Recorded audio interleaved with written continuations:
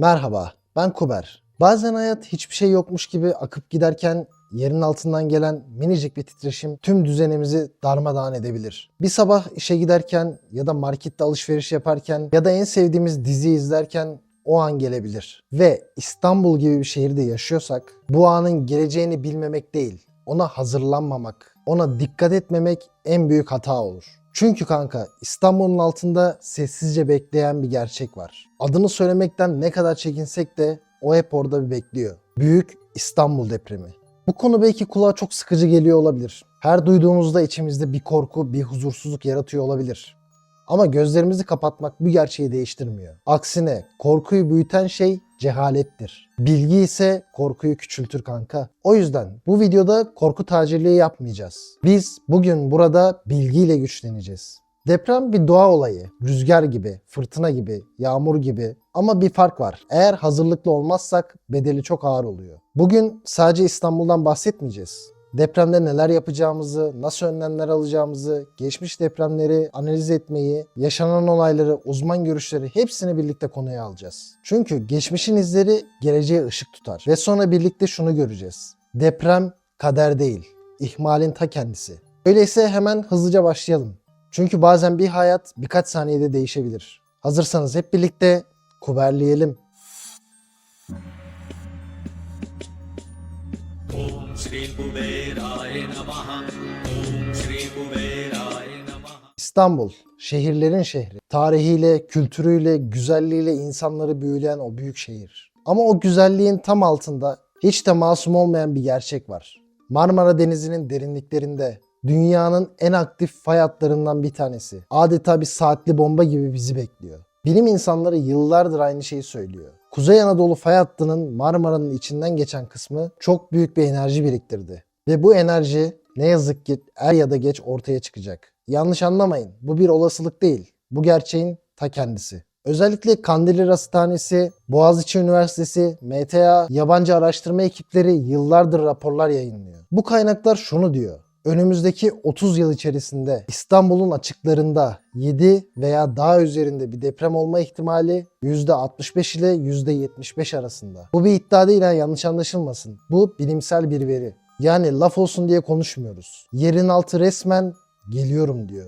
Şimdi şu meşhur Kuzey Anadolu fay hattı var ya, o hat Erzincan'dan başlayıp Bolu'dan geçiyor. Adapazarı'ndan, İzmit'ten dolanıyor ve Marmara'nın içine dalıyor. Ve biz şunu çok iyi biliyoruz. Bu hat tarih boyunca doğudan batıya adım adım kırıldı. Bunlara örnekleri şöyle söyleyeyim.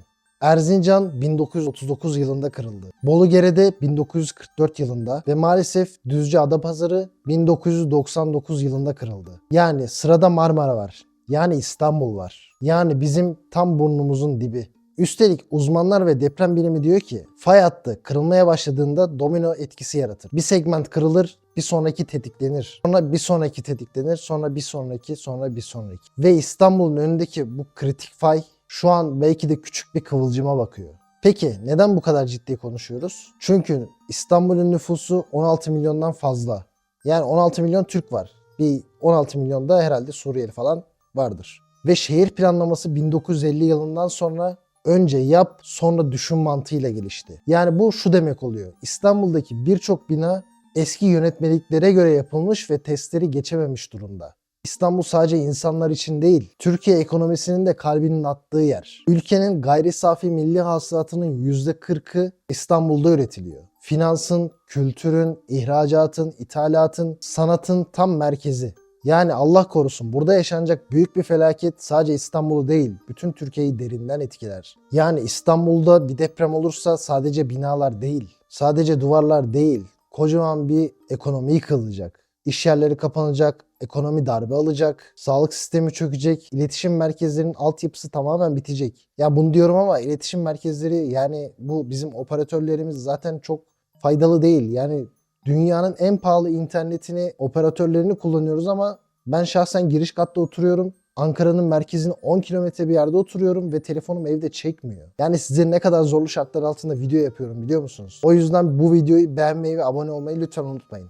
Evet, dediğim gibi iletişim altyapıları falan hepsi çökecek. En önemlisi bütün hayatlar değişecek. O yüzden İstanbul depremi sadece jeoloji bir mesele değil. Sosyal bir mesele, ekonomik bir mesele, insani bir mesele. Bazıları da hala ya olur mu öyle şey, ben ne güveneceğim bilim adamlarına falan diyor. Asıl tehlike bu kardeşim. Rahatlık. Tehlikeyi küçümsemek, onu yok saymak hazırlıksız yakalanmamıza neden olur. İstanbul'da beklenen deprem bir gün haber vermeyecek. Bir sabah, bir öğlen veya bir akşam, belki yatarken, belki tuvalette, belki yemek yerken, her an, her zaman olabilir. Kapı çalmayacak, haber göndermeyecek, hazır mısınız demeyecek. Ve biz o gün geldiğinde ya hazırlıklı bir şekilde yakalanacağız, ayakta kalacağız ya da enkaz altında umutsuzca bekleyeceğiz. İşte o yüzden kanka bugün İstanbul depremini konuşmak zorundayız. Gerçeği bilmeden, gerçekle yüzleşmeden doğru adımlar atamayız. Ve en önemlisi depremden korkmak yerine ona karşı bilinçli ve hazırlıklı olmayı öğrenmeliyiz. Şimdi bu gerçeği cebimize koyduk. Bundan sonra ne yapıyoruz? Önce geçmişte yaşadığımız depremlere bakıyoruz. Çünkü geçmişi bilmeden geleceğe hazırlanamayız. Hadi devam edelim. Hadi Türkiye'nin büyük depremlerine bakalım. Deprem sadece teorilerden ibaret bir kavram değil. Bu topraklar defalarca yerin altında kopan fırtınalarla sarsıldı. Hayatlar değişti, şehirler yok oldu ve biz geçmişte yaşananları bilmeden geleceğe sağlam ayaklarla basamayız. Şimdi yaşanmış 3 büyük depremi anlatacağım. Çünkü her bir deprem bize sessiz bir öğretmen gibi bir şeyler anlatmaya çalışıyor. Ama önemli olan o sessizliği duyabilecek miyiz? Bizde o kulak var mı? Onu anlayacak mıyız? İlk olarak 1939 Erzincan depremi. Türkiye tarihinin en yıkıcı depremlerinden birisi. O yılın Aralık ayında gece saatlerinde Erzincan'da yer adeta ikiye ayrıldı. 7.9 büyüklüğünde bir felaket. Şehir resmen ortadan ikiye ayrıldı. Şehir neredeyse haritadan silinmek üzereydi. Yaklaşık 33 bin insan hayatını kaybetti. Tabi o zamanlar ne bugünkü gibi teknolojiye sahiptik ne de doğru dürüst arama kurtarma ekipleri vardı. İnsanların çoğu sabaha kadar enkazın üzerinde bekleyerek dualar etti. Kimisi sesini duyurabildi, kimisi ise duyuramadı. Sonra zaman aktı. Biz bunları unuttuk. Ta ki 17 Ağustos 1999 yılına kadar. Gece saat 03.02. Kocaeli Gölcük merkezli 7.4 büyüklüğünde bir deprem. İnsanların çoğu uykudaydı ve bir anda her şey tersine dönmeye başladı. Evler, fabrikalar, köprüler, yollar hepsi sanki kağıttan yapılmış gibi yerle bir oldu. Resmi rakamlarla 17 binin üzerinde can kaybımız vardı. Tabii gerçek sayının daha da yüksek olduğu düşünülüyor. İstanbul'da bu depremden oldukça etkilendi ve o gün bir daha anladık ki Marmara bölgesindeki depremin büyüklüğü tahmin bile edilemezdi. Ama hafızalar çabuk siliniyor. Maalesef Türkiye'deki en büyük problem bu. O yüzden 2023 yılında bir ders daha aldık. Kahramanmaraş depremleri. 6 Şubat sabahı sadece tek bir deprem olmadı. Peş peşe ikisi de 7'nin üzerinde büyük 2 deprem yaşadık. Binalar domino taşı gibi yıkılmaya başladı. İnsanlar soğuk bir kış sabahı karın altında hayatta kalmaya çalıştı. Ve biz bir kere daha şunu gördük. Yıkımın asıl sebebi doğa değildi. Kötü yapılaşmaydı, denetimsizlikti, hazırsızlıktı. Ve her büyük deprem sonrası aynı sorular sorulmaya başladı. Binalar neden yıkıldı? Neden önlem alınmadı? Neden bu kadar çok büyük kayıplar verdik? Her seferinde olaylar soğuyunca biz yine unutmaya başladık. Şimdi Maraş'taki depremi kimler hatırlıyor? Sadece orada yaralananlar, ailesi zarar görenler, maddi manevi kayıplar yaşayanlar. Ama bazı insanlar evinde kahvesini içerken bunların hiçbirini umursamıyor. İstanbul'da bir deprem olacağı aklının ucundan bile geçmiyor. İşte bizim yapmamamız gereken tam olarak şey bu. Unutmamak. Çünkü doğa bunu unutmuyor. Fay hatları bunu unutmuyor. Ve zamanı geldiğinde bize tekrar bunu hatırlatacaklar. O yüzden geçmiş sadece acı bir anı olarak değil de gelecek için bir yol haritası olarak görmeliyiz. Her Erzincan, her Gölcük, her Kahramanmaraş bize bir şeyler fısıldıyor. Unutma, hazırlan ve güçlen diyor. Şimdi geçmişin sesini duyduk, öğrendik. Sırada asıl kritik kısım var. Deprem anında ne yapmalıyız? Çünkü bilgi hayatta kalmanın yarısıdır. Diğer yarısı da doğru anda doğru hareket etmektir. Şimdi ufak bir şey düşünelim. Şimdi düşün kanka. Bir akşam evdesin. Belki çayını almışsın. Televizyon karşısında keyif yapıyorsun. Sabah işe yetişmeye çalışıyorsun. Kahvaltıda falan ne yesem diye düşünüyorsun. Ve sonra bir anda hafif bir uğultu duyuluyor. Sonra sallantılar başlıyor. İşte o an, o ilk 5 saniye senin hayatta kalıp kalamayacağını belirlediğin an olabilir. Peki panik yaparsak? Sakın ha. En büyük düşmanımız o panik. Çünkü panik beyni kitler, vücudunu yanlış yönlendirir. O yüzden deprem anında yapılacak ilk şey ne kadar zor olursa olsun sakin kalmaya çalışmak. Peki sakin kaldık. Sonra ne yapıyoruz? Sonra hemen çömeliyoruz. Çök, kapan, tutun kuralı tam olarak burada devreye giriyor. Güvenli bir masa, sağlam bir kanepe bulursan hemen altına giriyorsun. Eğer bulamıyorsan da iç duvarın diplerine doğru giriyorsun kanka. Cam kenarlarından, dolaplardan, devrilecek her şeylerden uzak durman lazım. Çünkü camlar patlayabilir, dolaplar devrilebilir, televizyon üstünüze düşebilir. Unutma, depremde en çok yaralanmalar yıkılan binalardan değil, devrilen eşyalardan oluşuyor. Asansörü kesinlikle kullanmıyorsun. Onun yerine merdivenleri tercih etmen lazım. Ama merdiven boşlukları da büyük bir tehlike. O yüzden dikkat et. Bunlar aklına gelince de camdan atlayın falan deme. Yani o işler karışık biraz. Ama dikkat edeceksin. Merdiven boşluklarından biraz uzak duracaksın. Asansöre kesinlikle binmeyeceksin ama. Ve camdan da atlama tabii ki. Peki sokaktaysak ne yapacağız? Yüksek binalardan, duvarlardan, tabelalardan uzak duruyoruz. Açık bir alana geçmek her zaman en iyisi kanka. Ama şunu sana söyleyeyim. İlk anda panik yapıp öyle sağa sola deli gibi koşturmak yok. Önce etrafını böyle hızlıca bir gözlemliyorsun. Üzerine düşecek camlar, balkonlar, klimalar falan olabilir. Onlara dikkat ediyorsun. Onlardan uzak duruyorsun. Peki evdeyiz. Deprem bitti. Ne yapacağız? Hemen öyle birden koşup dışarıya çıkmak yok kanka. Önce bir kendini toparlıyorsun. Bir sakinleşiyorsun. Ayakkabını giyiyorsun. Kimliğini alıyorsun ve acil çantanı alıyorsun. Öyle çıkıyorsun. Cep telefonunu mutlaka al ama öyle gereksiz çağrılar falan yapma. Hattı meşgul etme. Toplanma alanına gitmen lazım ama toplanma alanına gitmeden önce şöyle evini bir gözden geçir. Bulunduğun yapının, binanın zarar görüp görmediğini bir bak şöyle. Çünkü hemen ardından artçı depremler gelebilir ve bazen artçı depremler ana deprem kadar yıkıcı olabiliyor. O yüzden deprem bitti, rahatız falan demek yok kanka. Tedbirli olacağız.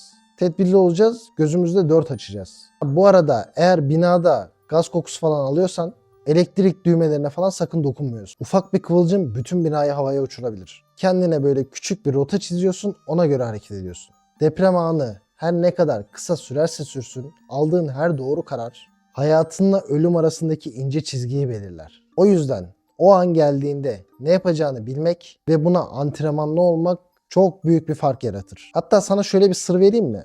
Bu profesyonel kurtarma ekipleri bile yılda birkaç kere deprem tatbikatı yapıyor. Çünkü onların reflekslerini böyle taze tutuyorlar. Eğer refleksler çalışmazsa bilgi hiçbir işe yaramaz. O yüzden evimizde yılda birkaç kere en azından mini tatbikatlar yapmalıyız. Ailece bir alarm kurup şimdi deprem oluyor diye prova etmek hem bilinç kazandırır hem de korkuyu azaltır. Şunu unutma kanka, deprem anı geldiğinde eğer kafan boşsa vücudun yanlış yönlendirir. Ama kafanda doğru planlar varsa, bu işe hazırlıklıysan bedenin otomatik olarak doğru adımlar atmaya başlar. Bunları öğrendik. Güzel. Size biraz da bilim insanlarının verdiği cevapları falan söyleyeyim. Bilim insanlarına göre İstanbul'da beklenen büyük deprem 7.2 ile 7.6 arasında olacak. Bu öyle büyük bir güç ki saniyeler içerisinde 10.000'den fazla bina zarar görebilir. Milyonlarca insan bundan etkilenebilir. Sonuçları sadece yıkımla değil, krizle de devam edecektir. Peki böyle sıradan bir günde insanın gözünden hayat nasıl olur? Sabahın erken saatleri. Gözlerini hafif bir şekilde açıyorsun. Cep telefonunun alarmı çalıyor ama her zamanki gibi ertelemeye basıyor. Ev sessiz, dışarıda kuş sesleri var. Normal, sıradan bir İstanbul sabahı. Tam kahveni alıp pencereye yaklaşıyorsun ki büyük bir uğultu duyulmaya başlıyor. İlk başta anlamıyorsun, lan acaba kamyon falan mı geçiyor diyorsun. Ama bir anda camlar titremeye başlıyor. Avizeler sallanmaya başlıyor. Daha adını koyamadan İstanbul'un altındaki o sessiz dev bir canavar gibi sarsılmaya başlıyor. Ayağa kalkmaya çalışıyorsun ama dengeni kaybediyorsun. Dolaplardan eşyalar düşüyor, tabaklar parçalanıyor. Belki de ev bir sağa bir sola sallanıyor. Kalbin böyle deli gibi atıyor. Zaman sanki hiç akmıyormuş gibi. Sadece saniyeler sürüyor ama sana böyle saatler geçmiş gibi oluyor. Sonra sarsıntı duruyor. Ölüm sessizliği. Sadece uzaktan siren sesleri, çığlıklar ve yıkılan duvarların gürültüsü var. Cep telefonuna bakıyorsun ama yere düşmüş, çatlamış. Şehre çöken toz bulutları güneşe adeta bir perde olmuş durumda. Kendini hemen kapıdan dışarıya atıyorsun. Merdivenden aşağı inmeye çalışıyorsun ama merdivenlerin hepsi kırılmış. Neyse, sokağa çıkıyorsun ama sokakta bir film seti gibi. Yıkılmış binalar, devrilmiş arabalar, panikle koşan insanlar. İstanbul o alıştığın eski İstanbul değil artık. Koskoca şehir bir anda diz çökmüş gibi. Sizden sadece bu anı biraz da olsa hayal etmenizi istedim. Felaketin ne kadar büyük olduğunu hissetmenizi istedim. Çünkü İstanbul'un yaşadığı bu durumda sadece fiziksel olarak zararlar görünmeyecek. Tahminlere göre 7.5 büyüklüğünde bir deprem olursa eğer yaklaşık 200.000 ağır hasarlı bina demek. 1 milyonun üzerinde evsiz insan demek. Elektrik, su, doğalgaz kesintileri demek. İletişim ağının, internetin çökmesi demek. Hastanelerin kapasitesinin çok üzerinde yaralı demek. Ekonomik sistemin en az 1-2 yıl ciddi darbe yemesi demek. Ve en fenası, bütün bunların tam ortasında İnsanların psikolojik olarak darmadağın olması demek. Çünkü sadece binalar değil, hayaller, planlar, umutlar da enkaz altında kalacak. Peki bu devasa yıkım nasıl düzelir? Tabii ki dayanışma ve uzun vadeli planlama ile. Önce ilk günlerde arama kurtarma ekipleri gelecek. Ama onlar tek başına yeter mi? Tabii ki de yetmez. Mahalle halkı kendi içerisinde organize olmalı. Temel ihtiyaçlar birbirleriyle hızlıca paylaşılmalı. Toplanma alanları kesinlikle kurulmalı. Sonra devletin, yerel yönetimlerin, sivil toplum örgütlerinin çok büyük bir güç birliği yapması gerek. Geçici barınma alanları yapılmalı, sahra hastaneleri yapılmalı, gıda ve su tedariki yapılmalı. En önemlisi, bütün bu olanlar bittikten sonra şehir aceleyle değil, bilinçli ve doğru zeminlerde yeniden yapılanmalı. Belki yıllar sürecek, belki hepimizin hayatında derin etkiler bırakacak ama ancak doğru adımlar atılırsa İstanbul yeniden ayağa kalkar. Baktığınız zaman tarihte nice büyük şehirler yok oldu.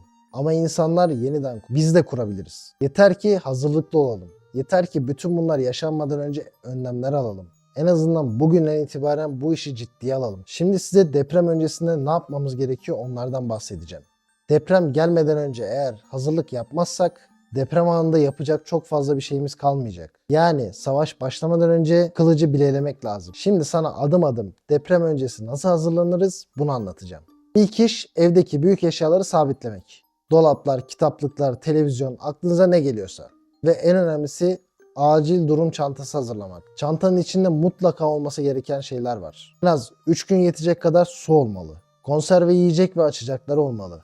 Powerbank, şarj kablosu mutlaka olmalı. Veya yedek pil falan kesinlikle almalısın. İlk yardım seti mutlaka almalısın. Biraz nakit para, tabi bu aralar kimsede para yok ama kimlik fotokopini koymalısın. Küçük bir battaniye, eldiven ve çok önemli olan düdük mutlaka almalısın. O çantanın içine koymalısın. O çantayı da evin en kolay ulaşılabilir yerine koyman gerekiyor. Eğer bunları yapabilirsen, şans da biraz yanındaysa hayatta kalma şansın bayağı oldukça artacak. Üçüncü olarak ise aile olarak bir plan kurmalısınız. Çünkü deprem olduğunda telefonlar mutlaka çalışmayacaktır. O yüzden herkesin bilmesi gereken bazı şeyleri netleştirmelisiniz. Toplanılacak alan neresi? Kiminle irtibata geçecek? Eğer yollar kapanırsa hangi yolları kullanacağız? Mesela mahalledeki parkta mı buluşacağız yoksa okulda mı buluşacağız? Bunları önceden belirlemek çok işinize yarayacaktır. Dördüncü iş, evdeki gaz, su, elektrik vanalarının nerede olduğunu kesinlikle öğrenmeniz lazım. Depremden sonra eğer zarar varsa bunları bilmek, bunları kapatmak, yangınları, patlamaları hepsini önleyebilir. Bu yüzden bunları evin içindeki herkesin bilmesi zorunda. Beşinci olarak da evin sağlamlığı hakkında bilgi almalısın. Binanın yapım yılı, kullanılan malzemeler, zemin yapısı bunlar çok önemli. Eğer imkan varsa bir bina kontrolü yaptırmalısınız. Evet, bazıları büyük, bazıları küçük gibi detaylar gözüküyor ama deprem anında büyük zararlar küçük ihmal zincirlerinden doğar. Son olarak da kendini ve aileni psikolojik olarak hazırlamalısın. Çünkü bilgi güç verir. Çünkü hazırlık korkuyu azaltır. Hazırlıklı olanlar sarsıldığında düşmezler. Düşse bile yeniden ayağa kalkabilirler. Bu yüzden bugün küçük adımlar atmak, yarın hayatta kalmak demek. Ve unutma, bir depremi önleyemeyebiliriz. Ama depremde zarar görmemek büyük ölçüde bizim elimizde. Şimdi geldik hayati bir meseleye. Hangi binada yaşadığımız deprem anında kaderimizi belirliyor. Çünkü deprem binaları öldürmüyor. Bak mesela Japonya'ya hiçbir şey olmuyor. Ama kötü yapılan binalar öldürür kardeşim. Özellikle binanın yapım yılı çok önemli. 99 yılı depreminden sonra bu yönetmelikler ciddi şekilde yenilendi. Yani 2000 yılı ve sonrasında yapılan binalar sıkı bir denetimden geçmek zorunda kaldı. Ki olması gereken de bu. Ama sadece 2000 yılından sonra yapılan binalarda oturmak güvenli mi? Tabii ki değil. Çünkü bazı müteahhitlerimiz var, akıllılar. Bunlar eski alışkanlıklarını devam ettiriyor. Çalmaya falan devam ediyorlar. Bu yüzden sadece öyle 2005 yılında yapılmış diye o bina sağlam diye düşünmemeliyiz. Binaların yapıldığı zeminler çok önemli. Yumuşak, gevşek tipli toprak zeminler deprem anında sıvılaşmaya uğrar. Yani toprak su gibi davranmaya başlar ve binalar böyle çöker içine. Bu yüzden binanın altındaki zemin böyle kayalıklardan, sert zeminlerden oluşması oldukça önemli. Evin içindeki kolonlar düzgün, kalın ve sık yapıdaysa bu iyi işaret olabilir. İncecik kolonu olan evlerden falan uzak durun. Benden tavsiye. Binanın yapımında kullanılan inşaat malzemeleri çok önemli. Kaliteli beton kullanmak çok önemli. Doğru demir kullanımı çok önemli. Şu anda yeni yapılan binalarda C30 ve üstü beton kullanması gerek. Bunu binayı yapan firmadan ya da tapu kayıtlarından öğrenebilirsin. Peki yeni bir ev alırken ya da kiralarken neye dikkat etmemiz gerekiyor? Zemin etüdü var mı? Soracaksın. Deprem yönetmeliğine uygun yapılmış mı? Soracaksın. Binanın yapı kullanım izni var mı? Soracaksın. Belediyeden ya da tapudan binanın proje dosyalarını inceleyebilirsin kardeşim. Bu da senin aklında küçük bir tavsiye. Bak mesela bina eski ama güçlendirilmişse bu da bir avantaj. Ama güçlendirilme yapılmamış, çatlakların oluştuğu bir binada en güzel manzaraya da sahip olsan canını tehlikeye atmış oluyorsun. Unutma, deprem değil, ihmal öldürür. Deprem değil, kötü yapılmış bina öldürür. Hiçbir kira fiyatı senin hayatından daha değerli değil. Böyle gözün kapalı güvenmeyecek, sorgulayacaksın. Çünkü yaşadığın bina deprem anında seni ya mezara ya da hayatına taşıyacak olan en büyük etkenlerden birisi olacak. Ve şunu unutmamalıyız. Deprem riski sadece İstanbul'da değil, Türkiye'de her yerde var. İzmir, Bursa, Kocaeli, Adana, Erzincan her yerde var. Hangi şehirde yaşarsak yaşayalım, sağlam bina meselesi evrensel bir gerçektir. Bugün yapacağın doğru bir araştırma yarın hayatını, aileni, sevdiklerini koruyacak. Bir bina ya sağlamdır, seni yaşatır ya da çürüktür, seni kaderinle baş başa bırakır. Evet, biraz çok konuştum sanırım ama çok ciddi bir konuydu biliyorsun. Şimdiye kadar uzun bir yolculuk yaptık. Gerçekleri gördük, geçmişe baktık, deprem anında ne yapacağımıza baktık, depremden önce ne gibi önlemler alacağımıza baktık ve en önemlisi hayatımızı korumanın bizim ellerimizde olduğunu anladık. Şimdi tek bir soru kaldı. Korkacak mıyız yoksa hazırlanacak mıyız? Deprem doğanın bir gerçeği. Ne kadar istersek isteyelim engelleyemeyiz. Ama eğer hazırlıklı olursak depremi bir felaket gibi değil de bir sınav gibi atlatabiliriz. Bugün konuştuğumuz şey sadece bir video ya da kuru bir bilgi değil. Her biri hayat kurtaran bir ipucu. Her biri hayatta kalmanın küçük ama önemli birer adımı.